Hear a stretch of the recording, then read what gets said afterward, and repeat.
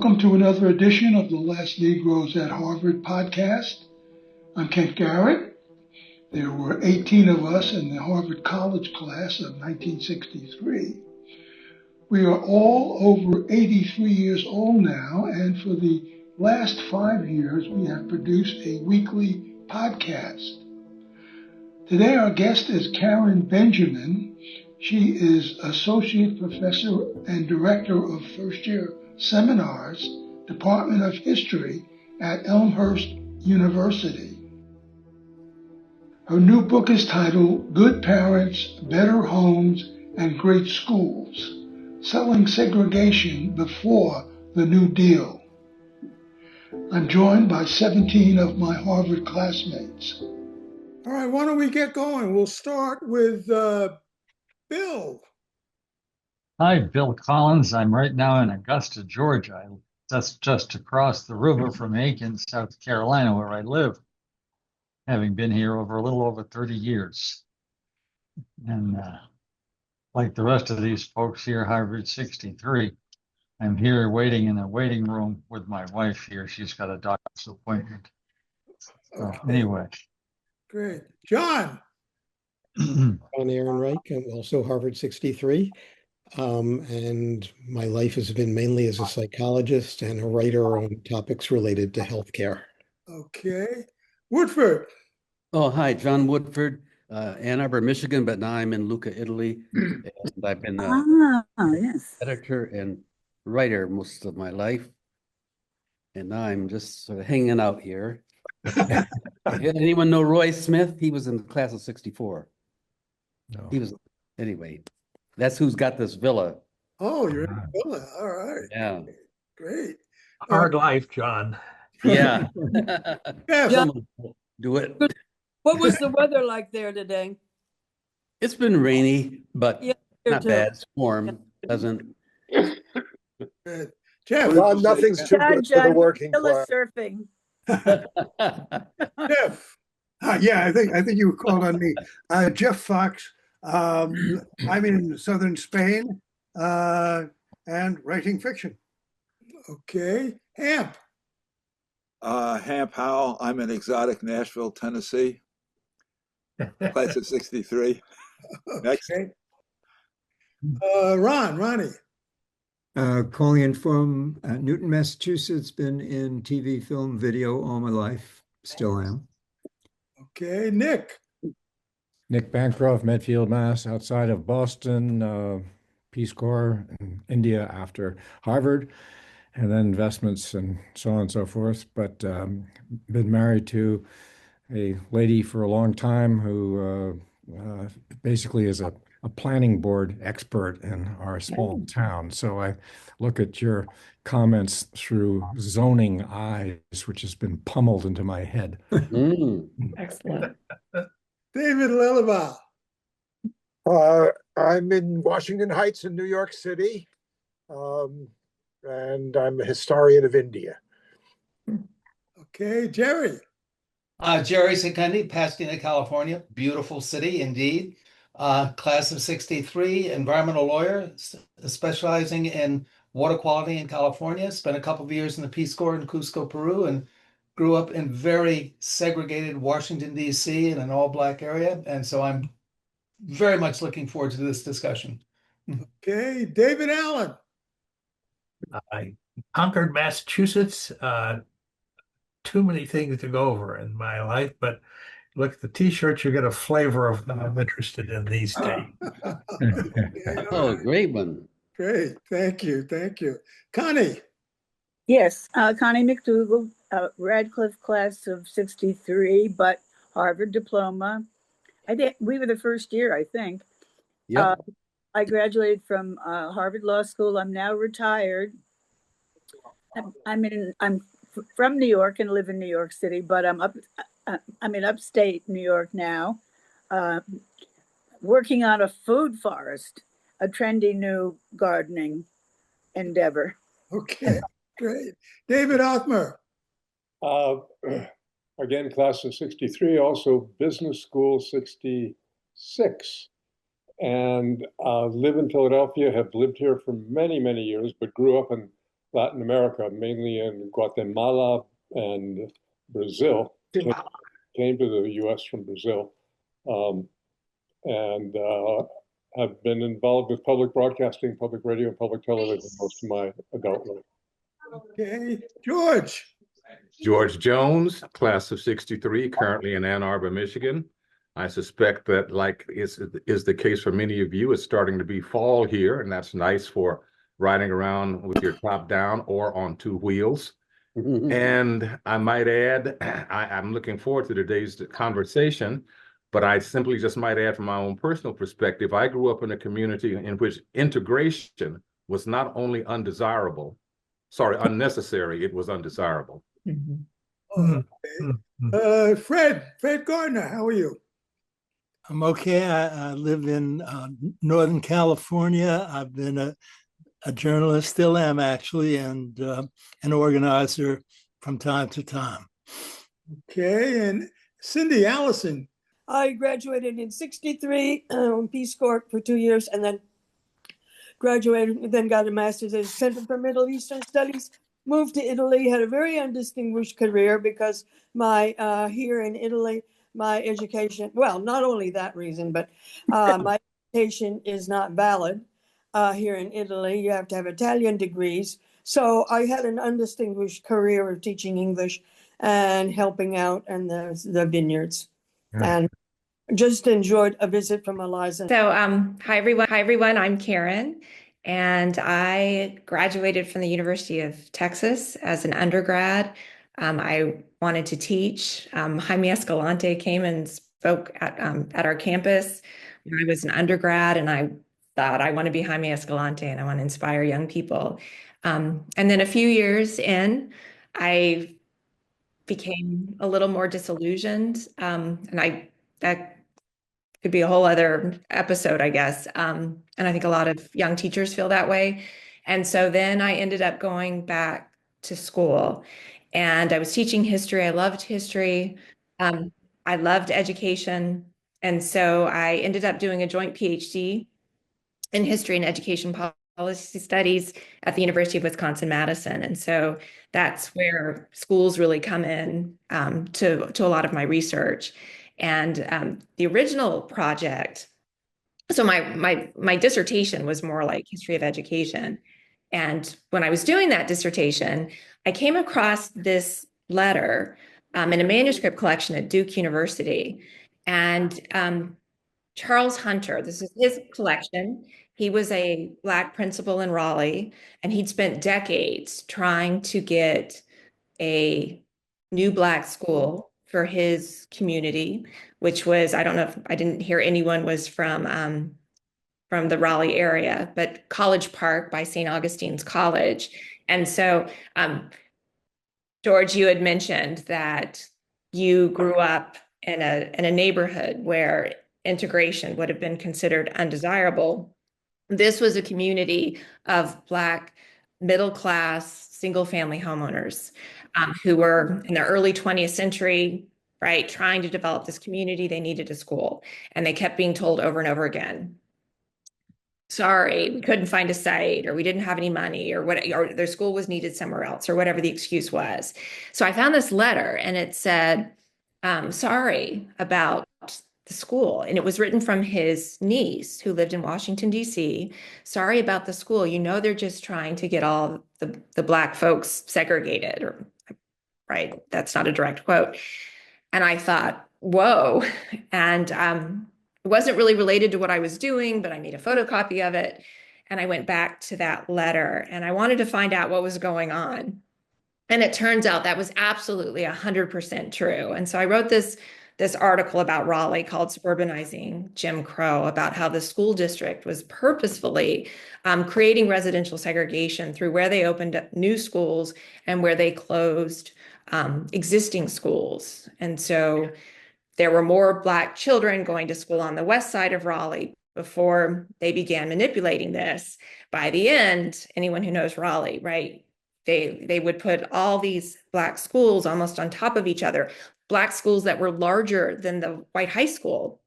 in the southeast section to try and get everyone segregated. So I wrote that article, and then I wanted to know, is this going on in other places? And so I expanded that and I started to take a look. And I was looking at Atlanta and Houston were two of the first places that I looked.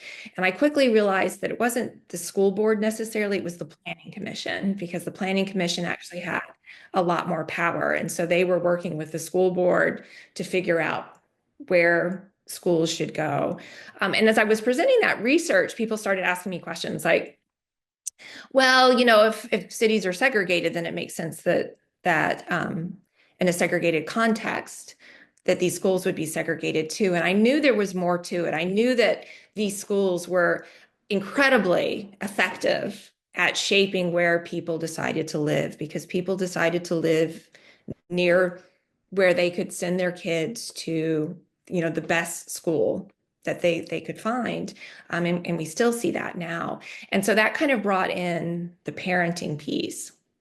And I was a young mom. I worked on this forever. I wasn't a young mom. Actually, I had young kids. Those are two different things. I had kids when I was a little bit older, but I had young kids. And so I was, listening to all of this information about parenting advice and helicopter parenting and intensive parenting. And so as I'm looking at these documents from the early 20th century, planning documents and advertisements from real estate developers, I started seeing everywhere, like, buy a home in the suburbs, do it for your kids. This is good for your kids. And then it became very clear that it was these developers who were using government on all levels in order to help them sell high-priced real estate, to get affluent white parents to leave their homes in more urban neighborhoods, established neighborhoods, and move out to the suburbs. Very inconvenient, right? They're leaving behind their friends and their family and their jobs, having to commute, their churches, other kinds of institutions. And they're saying, make the sacrifice for your children. And then the deed restrictions come into play, because you have this new kind of development where you're developing a larger neighborhood instead of kind of this block by block, lot by lot. You buy a lot and then you decide what you're going to do with it. And so they had these huge investments in this property, and they wanted to sell high-priced lots. So they didn't want anyone to buy property and then screw it up, right? Which could be like build an ugly house, right? Like, build a store, put two houses, the house is too small, or certainly the wrong kind of people could move into that neighborhood. Americans don't like to be told what to do, particularly with their own property. It's my property. What do you mean? You're going to tell me what I can do with that? Speculating in property was a way to make money, and a single family house, right, was the least valuable kind of property. And so they started selling their deed restrictions as protection for your children. Once again, make this sacrifice as a property owner for your kids. And that these property restrictions not only protect them from all kinds of urban harm, but they protect them from the wrong. They call them associates, even in the ad sometimes, right? You'll know who your children's associates are: future marriage partners, future business associates, et cetera.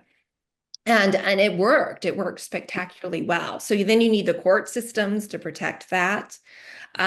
You can't just, this is where the zoning comes in. You can control maybe the property that you own and that you're developing, but all that adjacent property you can't control. And so you need zoning laws so that the adjacent property is also restricted to single family, that you have control over who can live there. That's what you see really early on in Raleigh and other places, is that when you might have a like Oberlin in Raleigh, or Freedmanstown in Houston, or you go through place after place after place, you have a solid Black community that has Black businesses, that has a Black school, that has a Black community of homeowners.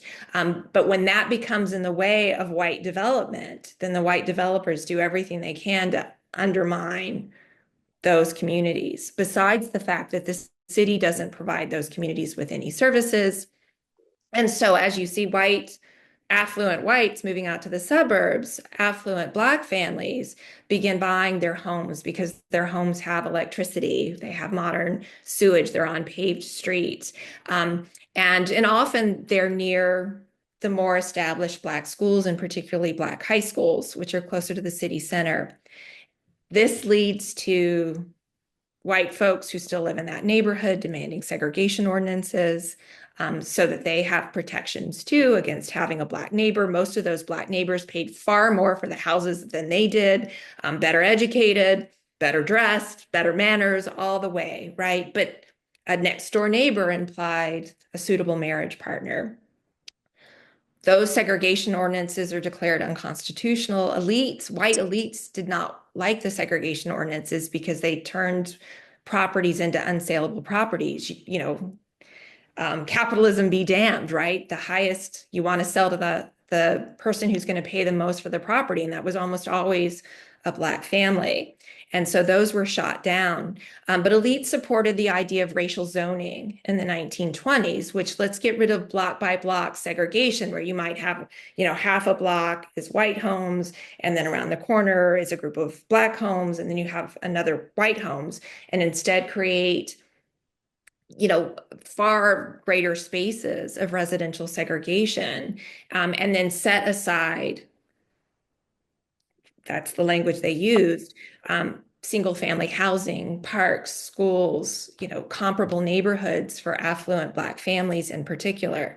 The problem is that the zoning laws were never enforced equally. And so zoning laws for Black families were not enforced equally. Economic development usually followed affluent white families into the suburbs, and that sometimes created isolated neighborhoods. There was never enough property that was available to Black families. And so those neighborhoods quickly became overcrowded because there was no place to live. The Depression that follows devastated a lot of Black businesses because they can't tap into government and the Chamber of Commerce and economies of scales that white businesses could. So Black banks that were providing mortgages for Black families, et cetera, a lot of them suffered during the Depression. So kind of looking at these private-public partnerships where white developers were able to gain control over first local government and then eventually the federal government, right, through the FHA, to ensure government support and help in their development, and also to expand that access to more white families, which we see with the FHA and mortgage insurance. So instead of just talking about what government did to promote residential segregation, thinking about who was using government and for what purposes. And of course, the problem with segregation is it creates all kinds of harm. One of the examples I use in the book is Tulsa.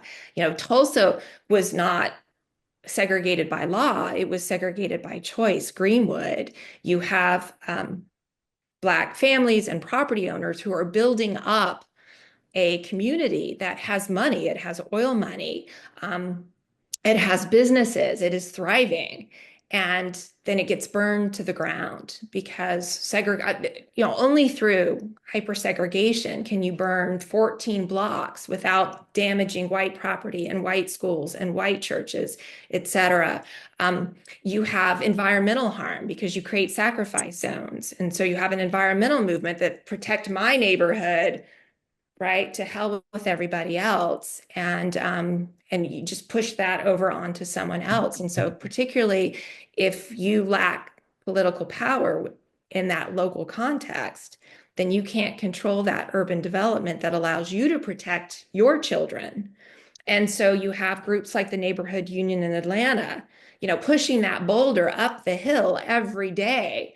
And then at the end, because of structural inequality and the actions of white parents, it feels like, they would say it feels like nothing. All that work feels like nothing in terms of what they were able to accomplish.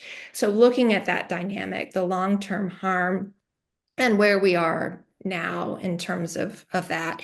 Our schools were never, certainly in the 20th century, were never meant to be equal. It wasn't like we failed at equal. I mean, they were intentionally unequal because equal schools don't create segregation, economic or racial. If all schools are offering the same thing, they don't attract people and lure people to different parts of the city. They don't lead to higher real estate values, et cetera.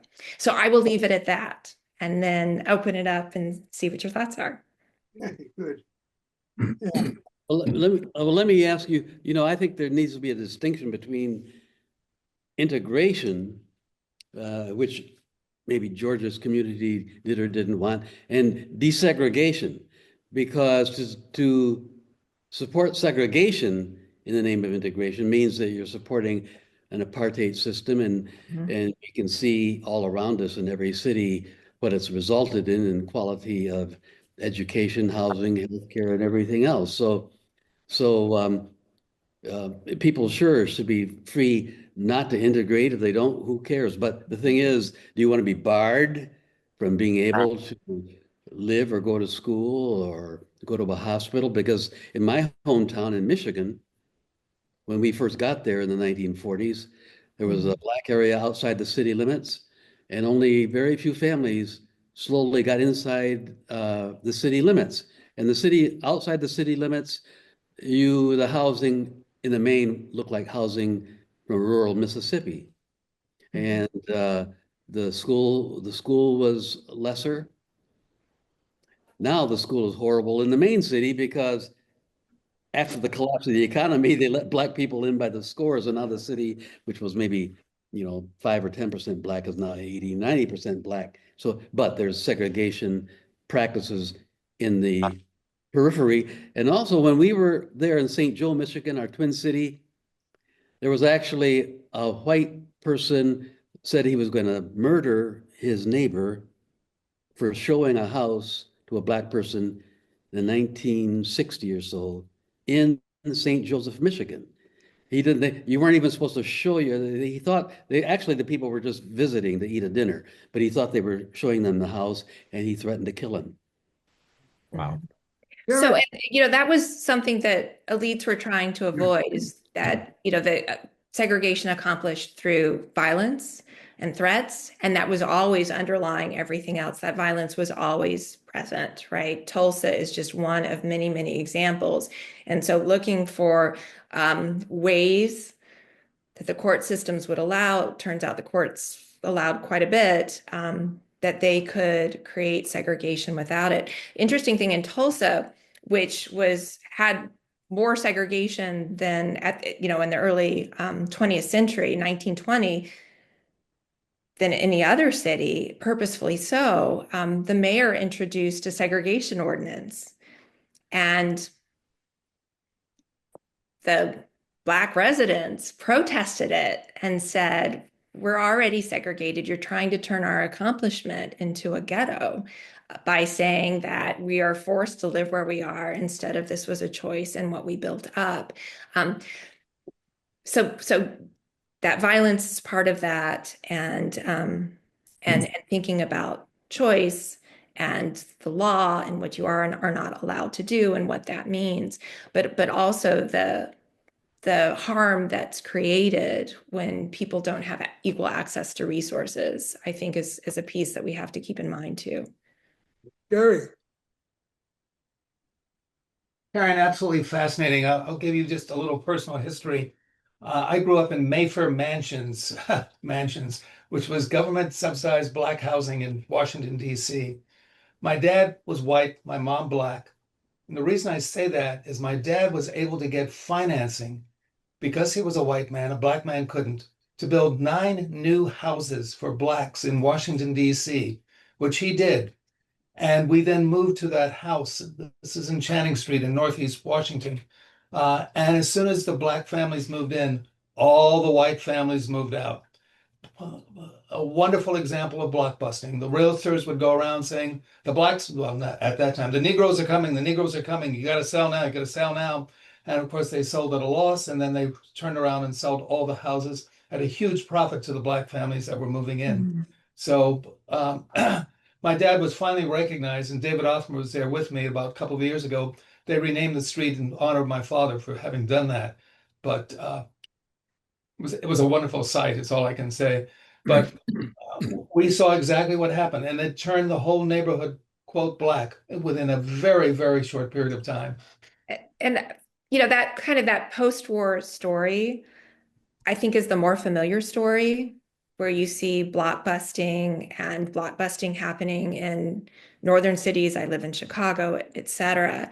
I think that the older story, kind of the before redlining, I think it's important because it's creating a dynamic that says that this is the way things should be organized. And once you accomplish that and you sell that and you say this is good for your children and it's bad for your children if you don't have that, and that overt language you see in the early 20th century kind of disappears into kind of the property value euphemisms or whatever you want to call it that you see being used during that post-war period.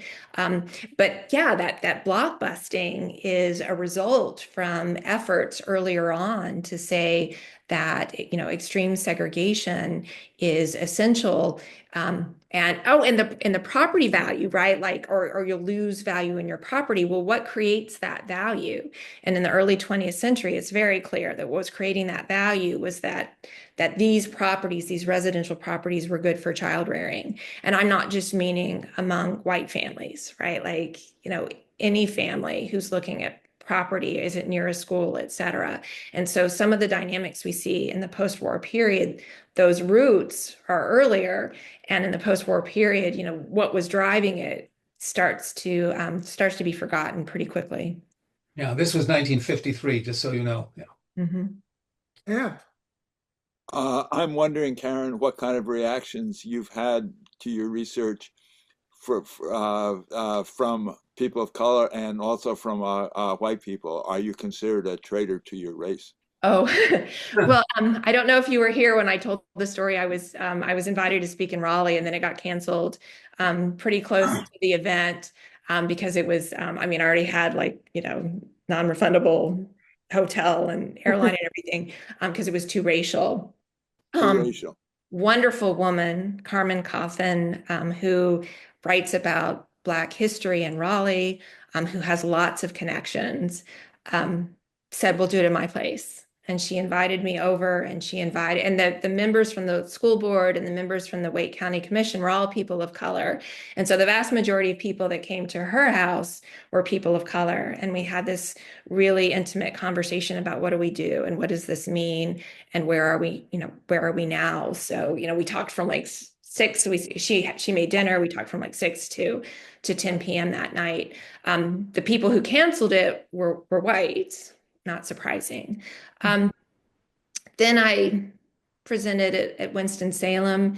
This was a crowd that was majority white for sure, white liberals, very well-intentioned.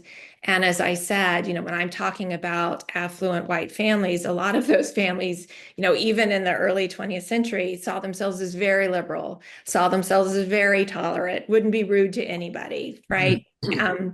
But they're the ones who are creating this structural inequality by the decision because they want something for their kids that is better than what other people have access to. And so they're building an urban structure. And so so I made sure that, this were often liberal white parents and the decisions that they were making that were building this and upholding it. And the mayor pro tem was a Black woman in Winston-Salem and some Black activists, and they were kind of sitting towards the front. And so I could tell, when they were nodding and when they were looking at me skeptically, right?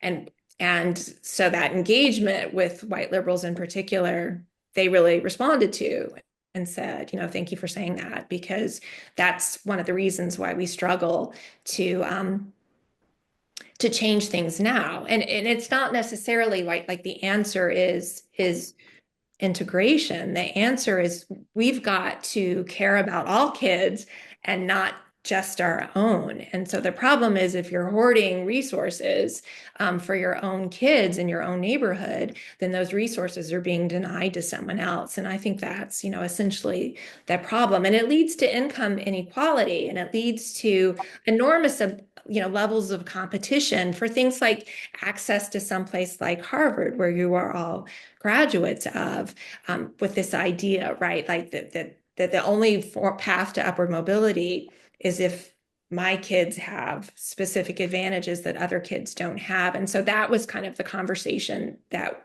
we had. Hey, Ronnie. Yeah, I grew up in East Orange, New Jersey, and we didn't talk about integration or segregation, but the neighborhood was white. And except for one block away was Edgerton Terrace, which was all Black because they were the people who were doing the service jobs at Uppsala College. And my elementary school was basically all white, except for Robert Clark there in the corner. The irony is that today, Franklin Elementary School, where I went, is now the Whitney E. Houston Academy for Creative and Performing Arts because Whitney Houston grew up there much later. Great. So just wanted to let you know. And that was, early on, that was pretty common that you would have, in addition to affluent Black families who would create early on, right, create communities where they could escape in the South, escape Jim Crow on the outskirts of town, right? And a lot of those communities, white development will encroach on them. But sometimes there would be enclaves that would be set aside, to provide housing for domestic workers in particular. But those often got pushed out as well, as development took place in the 20th century. Nick. A question about the history in Raleigh. Did they talk about zoning at all? So it's just a marketing issue. Sure. So the zoning piece is really important. Like I said, it's the urban planner. The developers were very interested in urban planning. They were able to take over the planning movement. National Association of Real Estate Boards and the planning associations had a lot of the same leadership. And the zoning is important because you have to control the adjacent property to your development. If you're going to say, that I'm creating this ideal environment for childbearing, that the surrounding property also has to do that. And that's where zoning comes in, particularly single family zoning. Now, you have experiments with racial zoning in places like Atlanta, Houston, Birmingham, Alabama, Winston-Salem, where they actually created a zoning plan and then they layered racial zoning on top of that. And then this would be the single family housing for white families. This is single family housing for Black families. This is apartments for white families. This is apartments for Black families throughout the city. That gets declared unconstitutional really quickly.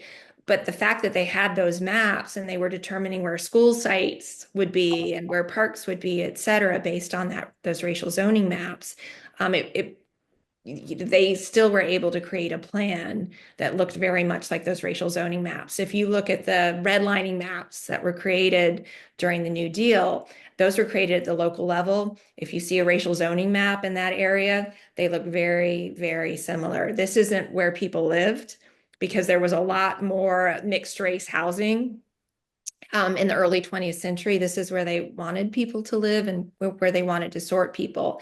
So single family zoning, even though racial zoning is declared unconstitutional, carries a lot of that water, and it is declared constitutional. And if you look at the Euclid decision, why does it make sense that a duplex would harm a community, let alone maybe a small apartment building. The justification, once again, is what's good for children, and that apartments aren't good places to raise kids. The single family house is. So the Supreme Court buys that justification. And so once again, once you create this belief that this is how things should work, then zoning is able to carry that water into the post-war period. And I truly believe that we are not going to be able to address housing inequality and housing affordable problems unless we start with those zoning laws and the protection of single family zoning, which is making it very, very difficult for young people to buy homes or to find places that they can live, that they can afford, whether it's a house or an apartment, et cetera. Yeah. David Allen. You've given us an extraordinary array of the factors involved in these outcomes. I'm almost stunned, wanting to get my own head at least into some of it. Makes me wonder, when you think forward to simple words, a better world, I got to believe you have some pictures about where things should go here and how all these many interrelated pieces might or might not come together. I'd certainly enjoy hearing. Absolutely. So, the afterword of the book, where I talk a little bit about where do we go from here and the conversations that I'm having, it's all, it's not even so much a conversation about integration as a conversation about young people. And once again, valuing all young people. And in the 20th century, we created a culture where families were an island, and a parent's responsibility is to do the very best that they can for their own children, and it's competitive, right? So another child's advantage goes against your own child's chances, and this creates enormous harm for children who are excluded from the resources of the city. But it harms everybody because it creates a very toxic society, one that instead of addressing environmental harm, it pushes environmental harm to various parts of the city, which still exist. It creates a culture in which young children feel like they have to have an enormous amount of accomplishments in order to succeed. If you talk to young people now, I have one child in college and one child in high school, and what makes them anxious, they will tell you, right? We're giving them a world that they don't want to inherit. They see lots and lots of problems that we're not addressing, and they see them. They're being asked to do more and more and more with absolutely no guarantees of what their future is going to look like. And then you layer AI on top of that as well. They're scared and they're anxious and they're stressed and they're working hard and they feel like they have to do more and more and more just to keep their head above water. And so it tends to, push up income inequality, et cetera.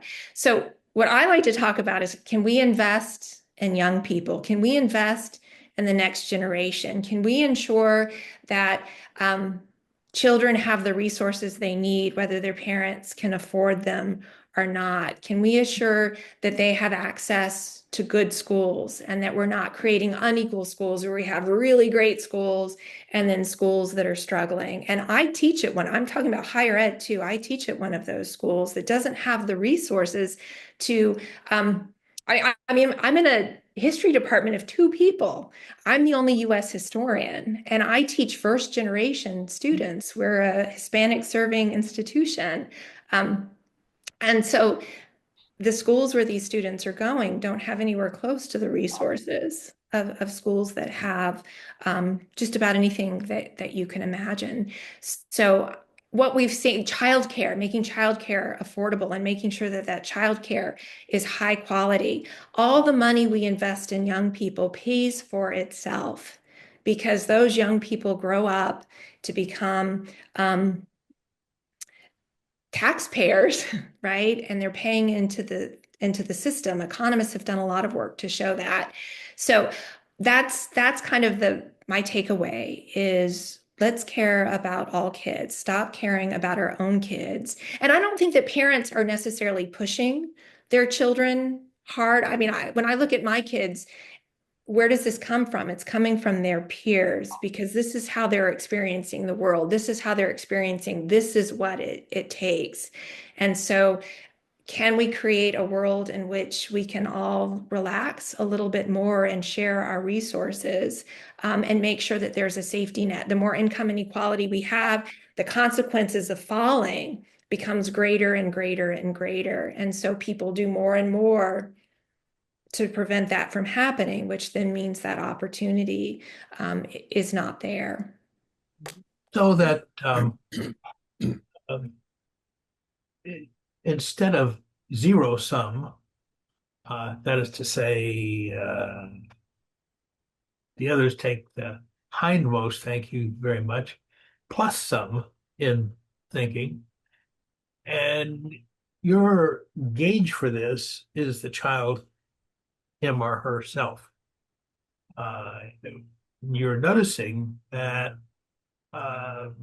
because the basis is zero-sum thinking and all the push and press that the child experiences to get out there and be better than the other child, we're getting income inequality.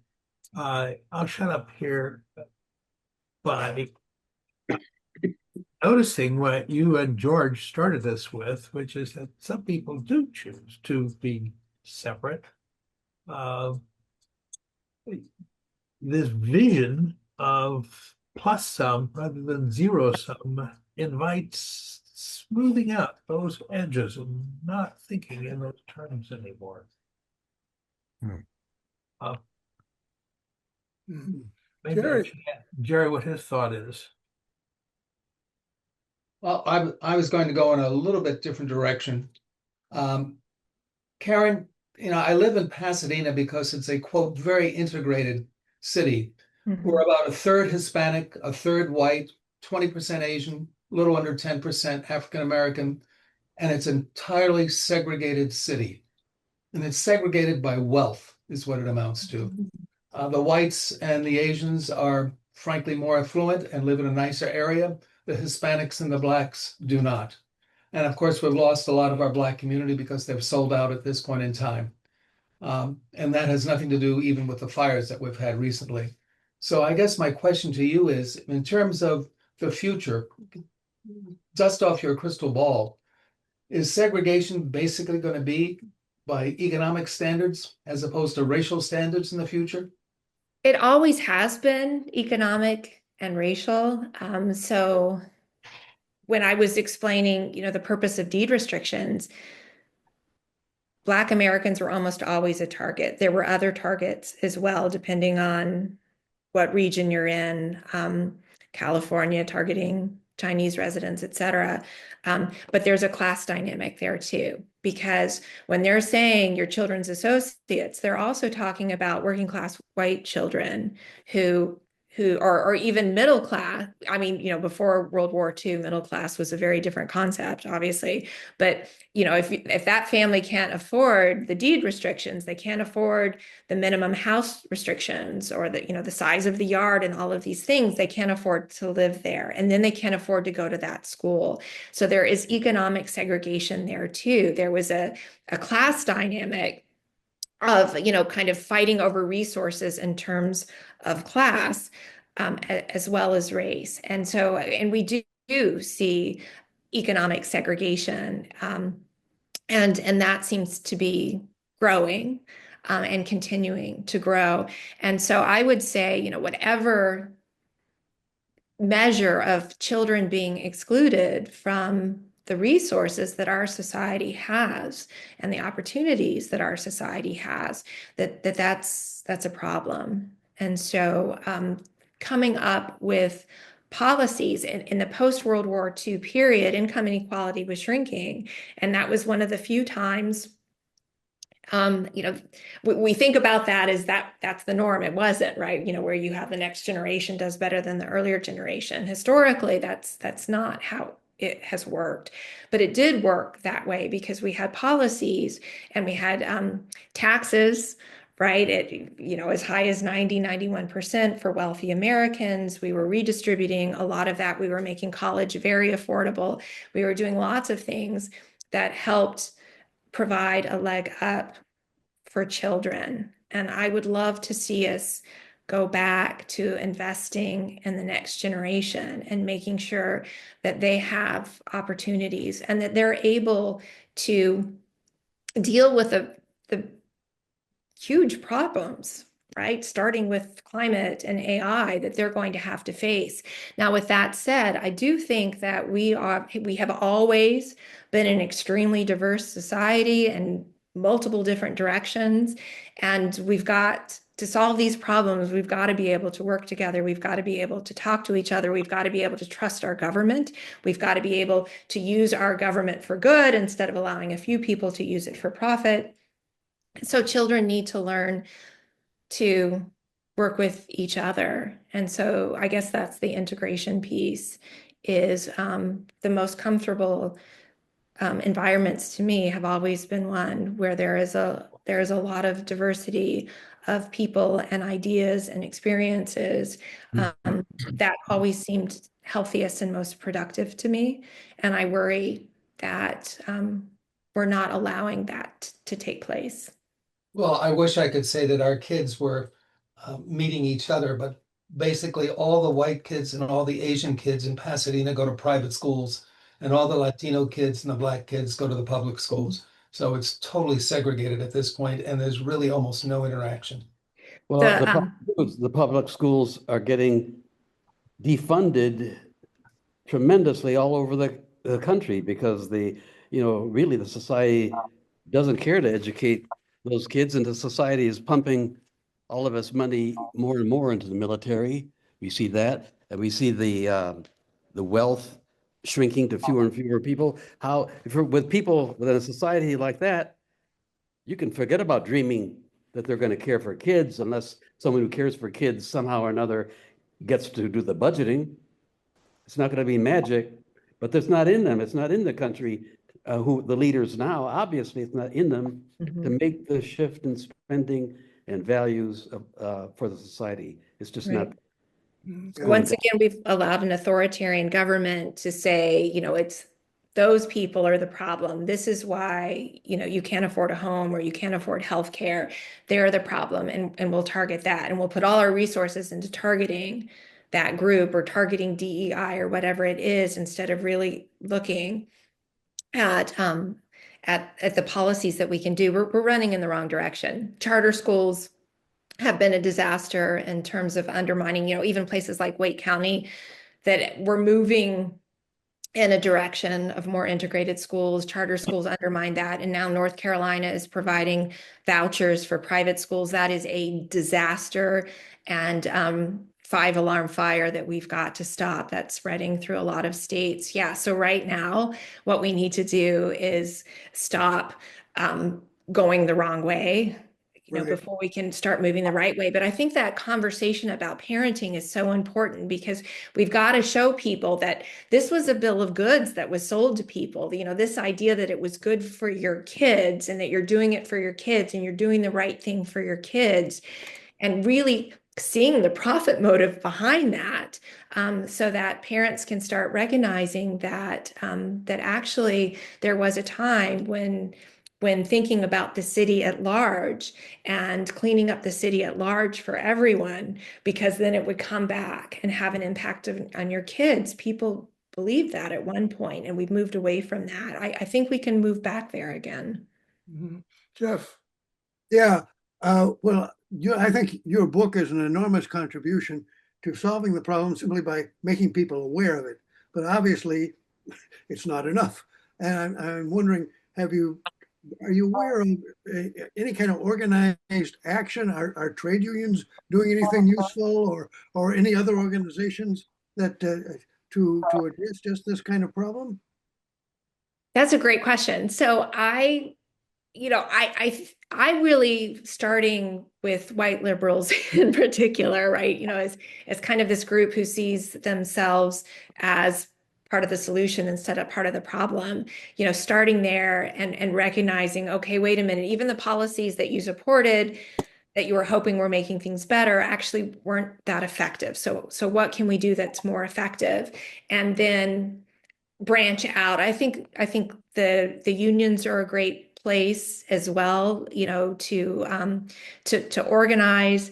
I would love to have conversations. I've tried to get conversations going with more people. It's really hard to get attention, but the more of us who are talking about it and trying to get, as one person who read my book and then passed it along said, you've got the receipts there, and sometimes people need to see those receipts to understand what happened.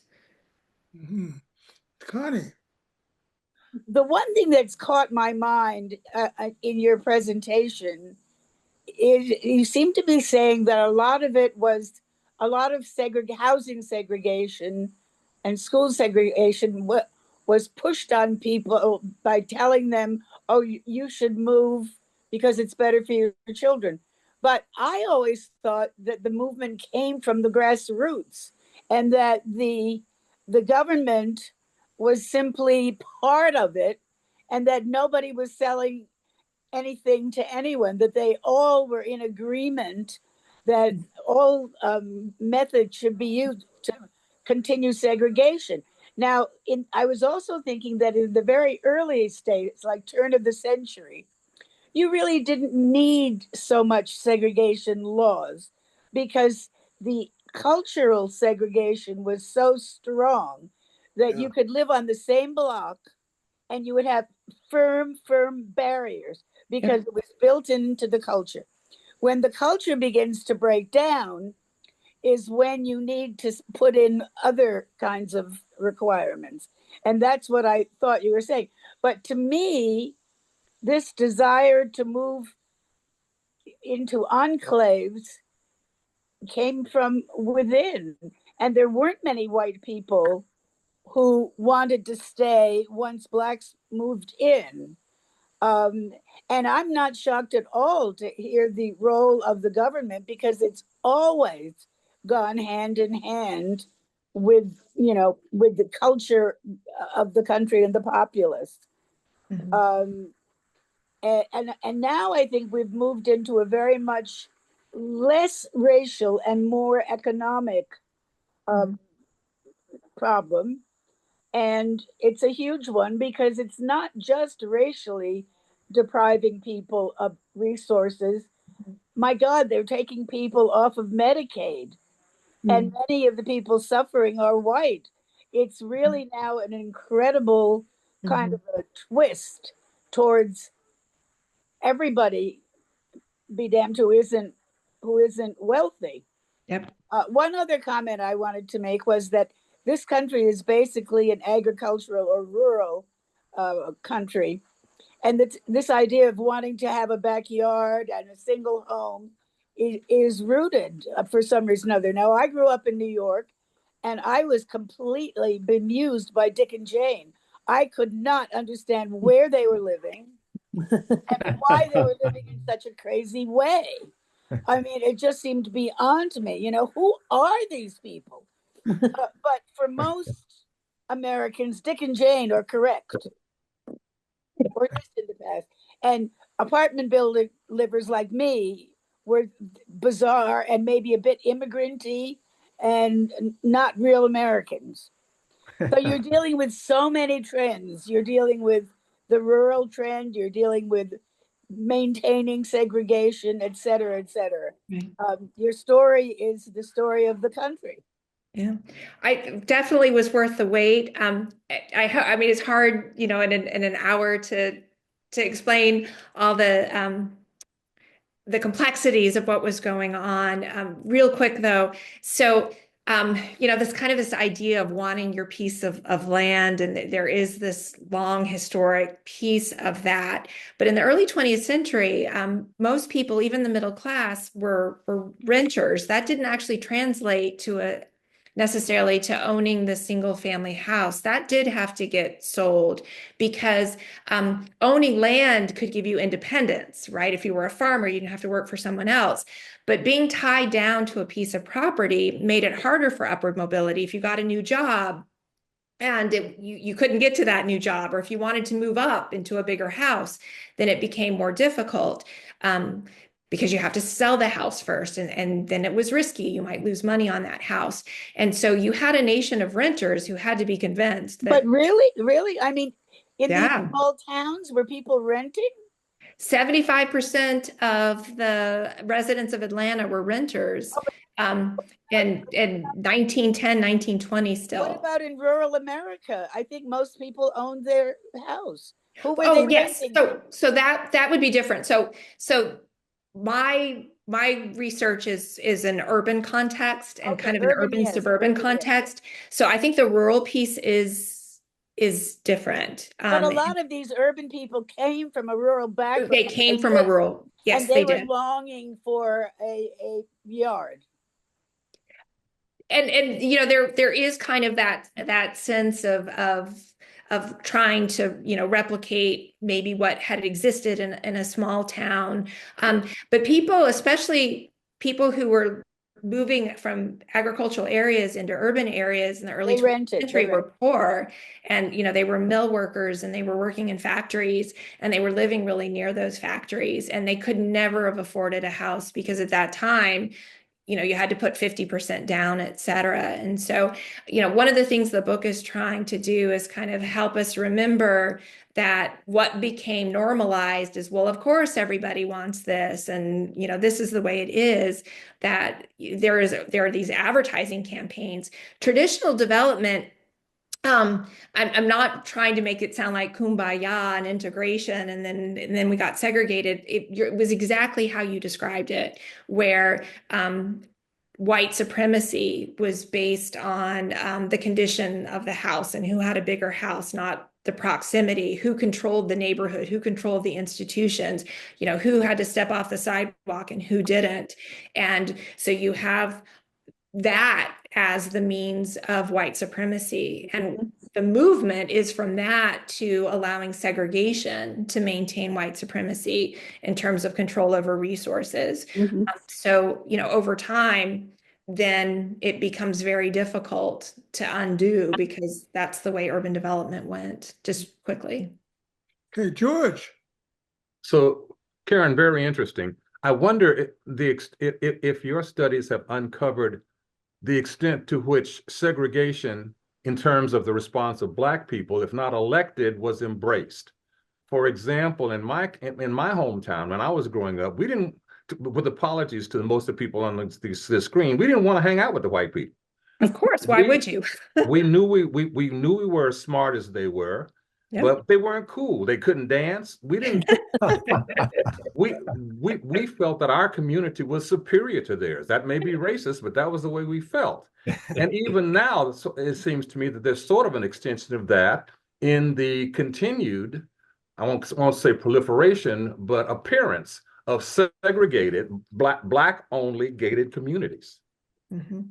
So I hope that you do read at least portions of the book, because it does talk about the development of Black enclaves like Oberlin and what happened to them. It does talk about especially affluent Black families who, I don't want to live next door to you because, can I swear, like, you know, you're an asshole. Like, why would I want that? Why would I want to live in a segregated residential part that I don't have access to my church and my school and my community? I don't want to move there. That's not where I want to be.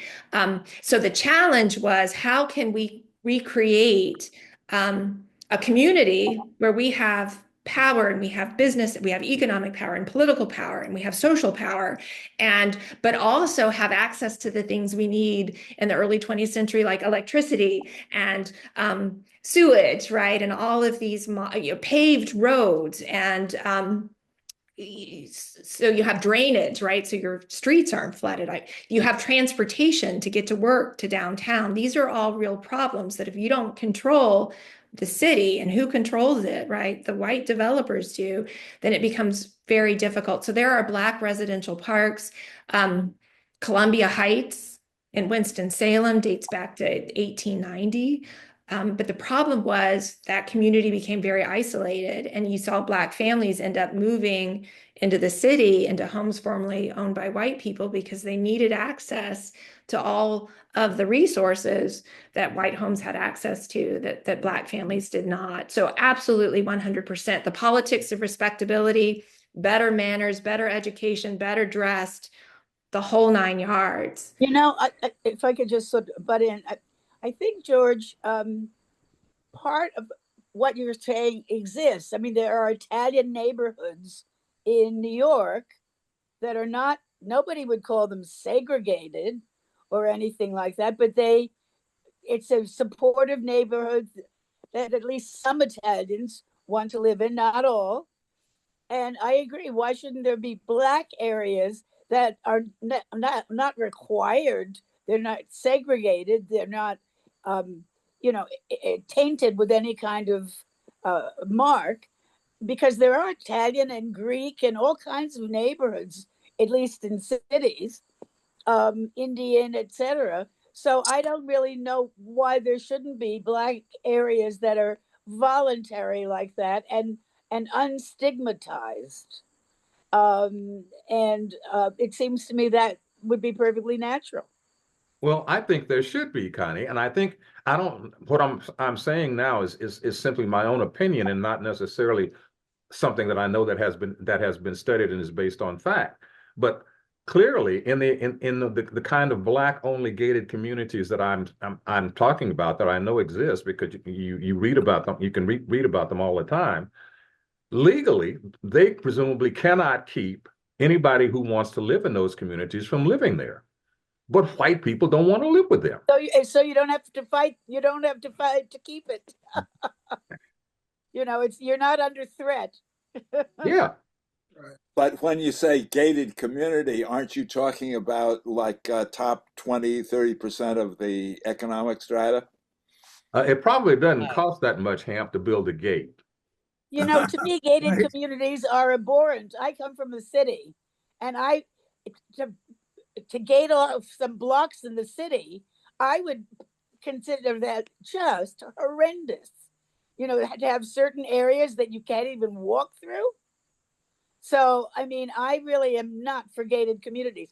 If you had a community that was all Black, but I think people should be able to walk through it and ride their cars through it.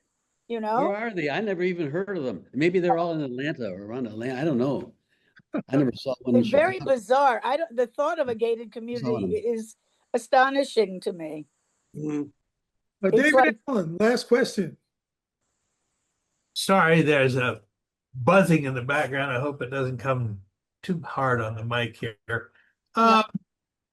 So if I'm hearing correctly, what is really an issue is how do we make choices about whom we want to live around? And what I'm hearing, for instance, what George is suggesting, it's the quality of the person, the quality of the life that they choose, which I hope is, putting myself in the center of it, hope is the quality of life that I will have.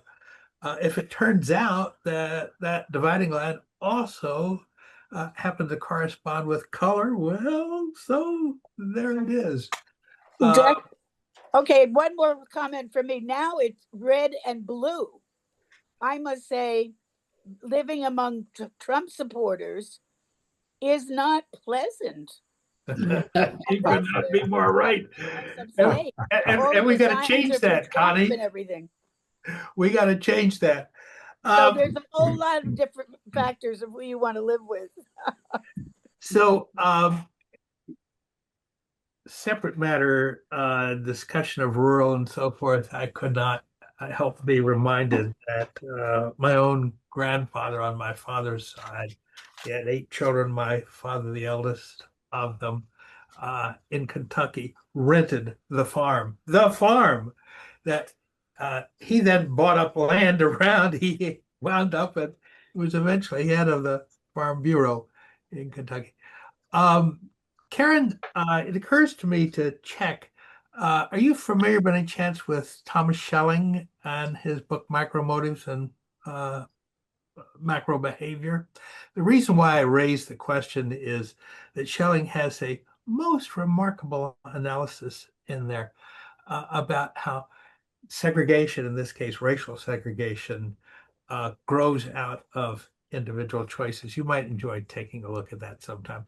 It might not have anything to do with the actual realities which you have brought to the surface, which are crucial for us. I can't say how much I appreciate the education I personally have gotten here. I got to say, in my experience, racial segregation grows out of racism. You'd think, John. You think so? Although you still might want to take a look. It's extraordinary. It's one of the best books around. Micromotives and Macro Behavior. Thomas Schelling. He's not with us anymore. He did get his Nobel Prize eventually. You'll discover that instead of triple integrals and that sort of thing on blackboard, he uses simple Cartesian coordinates to make his story. It's really worth a read. You'll enjoy it, I tell you. Another time. Karen, thank you so much for coming on. Really yes. Thanks, Karen. My pleasure. I hope that you will consider reading the book because it does address a lot of your questions. And then you can let me know whether or not you've agreed with what I said in the book. Request it at your local library. That's really helpful too, to get people reading things that they might not normally read. Yes. So I appreciate your questions were wonderful. It was a pleasure to meet you. Thank you. Send me an email. Keep in touch. Thank you. Okay. Thank you very much. Thank you. Take Bye-bye. care. That was Karen Benjamin. Her new book is titled Good Parents, Better Homes, and Great Schools, Selling Segregation Before the New Deal. And that's it for this edition of The Last Negroes at Harvard podcast. I'm Kent Garrett. I'll talk to you again next week.